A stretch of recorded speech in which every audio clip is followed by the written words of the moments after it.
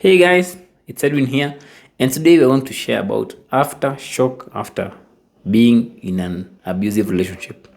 The aftermath of a narcissistic relationship is a place where you have a lot going on in your mind about your past, present, and future. You are still shocked about what you went through and how you are going to pick yourself up and move on with your life. The breakup is of course harder than to deal than a normal relationship because you are always on toes in that abusive relationship. When you were in the relationship, you were distracted from the abuse which was happening through like constant drama, mind games, that you barely even had time to be able to comprehend what was happening on a daily basis. Like you were being abused, but you could not even like digest or understand the abuse because of the drama and the mind games which was going on, the manipulation which was going on. So it's like being in a job where you are so busy, very, very busy, that you even forget that you are hurting, that you even forget that what you are doing. Like you don't even know what you are doing. You're just so busy. So that's how a toxic relationship looks like. So it's a relationship where you just do as they say without even logically giving a second thought because you've been manipulated and your reality has been distorted. So when the relationship ends, it sends you in ripples because you are starting to see what you were not able to see during the relationship. It's like you were in a coma because you are experiencing emotional numbness and a blood vision, but now the relationship has ended and you are regaining consciousness and you are regaining your vision, which leaves you in utter shock of what was happening. And in this video, I'm going to share with you 8 signs that you are suffering from aftershock after being in an abusive relationship, and so that you can understand that it's just a normal occurrence. And I'll also explain why you feel this tremor after leaving a toxic relationship. The first sign is you feel so exhausted. You feel so tired, fatigued, and you're even struggling to do basic chores or basic things like waking up, eating, or even taking a walk. Of course, you were fatigued in that relationship, but you couldn't see it because you were so busy working on eggshells. But now the relationship is over, you now realize how tired you are. Your body realizes that actually it's feeling so fatigued. You may even feel like you don't have any energy to push through the day, or you don't have any life force to get through life. Like your life force has just been sucked out of you. The second sign is the tape is constantly playing.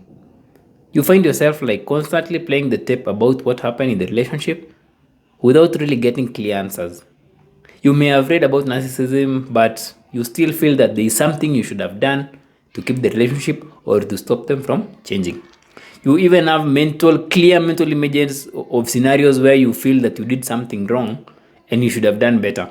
It's just obsessively thinking about those days without any form of closure, without it ending. Like you think about it and then it just goes on and on through the day. The third sign that you're experiencing aftershock is intense negative feelings. You're experiencing deep feelings of worthlessness, you're feeling dirty, you're feeling intense heartbreak, ashamed, deep self-hatred, as well as a whole range of negative feelings which just take over your day. You rarely have glimpses of happiness or just a smile, and when it comes, it feels so forced and it feels like you don't even deserve it, or it just lasts for a few seconds.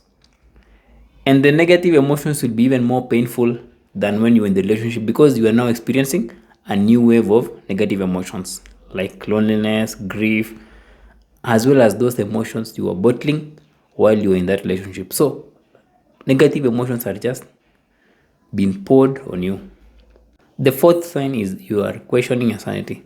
You think you are going crazy and you are even losing it. You can't come to terms with the fact that you still love, in quotes, or care for someone who's that abusive and manipulative. You just can't understand how you cannot just stop thinking about them or wanting them back. Like, how can a normal human being still miss an abusive person? You feel that your actions and behaviors doesn't make sense at all. Yeah, in a way, logically it doesn't make sense to want someone who's abusive. But it's just because you are so traumatized that your thinking brain is just foggy. The fifth one is you are so indecisive. You're just struggling to make basic decisions in life, like choosing what you will even have for dinner. You second guess yourself, or you even seek advice from someone else because you cannot just decide on your own. You just feel that you lack the ability to stand up for yourself and make your own decisions because you feel that every decision you will make will be a wrong decision, regardless of if you just have two choices to pick from. You might have two choices, so it will mean that if you pick A or B, both are wrong. So, yeah. And then the sixth one is panic attacks. You just feel so unsafe and scared, even when there is no apparent danger. You might have like a racing heart, sweating, let's say at night, difficulty in breathing, or feeling choked without any clear cause. That's because you are still shocked about what you've been through. The seventh one is you're just very fearful about the future. You have deep fear about what may happen in your life. You're just so nervous about it. You are so afraid of what your abusive ex might do to you and how you are going to move on with your life when there is no one you can trust. You are just feeling helpless and hopeless of what's going to happen in your life. Will you be able to pull it through on your own? Will you even have support, or will you even get a job? Will you even have money for your own basic needs? Like everything is just fearful. Like your future is just this feeling like actually you cannot even pull it through because you are still shocked. Last one is you just want to be alone. You just want to isolate yourself and be left alone by everyone. You don't even want to be with your loved ones. You just want to be by yourself as you just feel that they can't understand. You prefer just locking yourself indoors and not hearing from them. Even when they are showing good intentions in your healing journey, you just can't stand them. It's such a drag just engaging with others or even doing something you once loved doing. The only thing you want to do is to just close that door. Because the trauma is so like you don't even understand what's happening. So, why does aftershock happen after leaving an abusive relationship? You see, like when you're in an abusive relationship, you bury a lot of things just below the surface so that you can cope with the pain. The relationship in itself is painful, but it is still a distraction from the pain you are going through.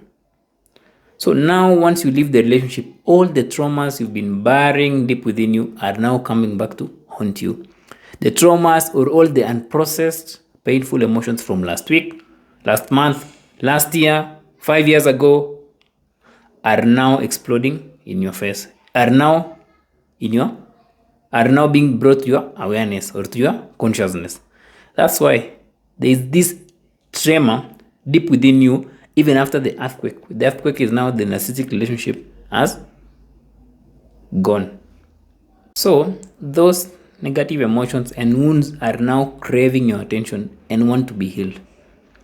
And an aftershock is a normal experience, and that's why you feel that you are facing a lot of what you did not understand while you were in the relationship. So the thing is, use this opportunity to now find a safe space to release your painful emotions that you've been carrying with you. That's what healing is all about. Releasing those painful emotions you've been burying deep inside. You are now out of the relationship and it's safe to drop that heavy emotional baggage that's stopping you from being in touch with your emotional being or from being in touch with your authentic self. Hope you found that informative, guys. So feel free to share, subscribe, and comment. Until next time, have a nice weekend.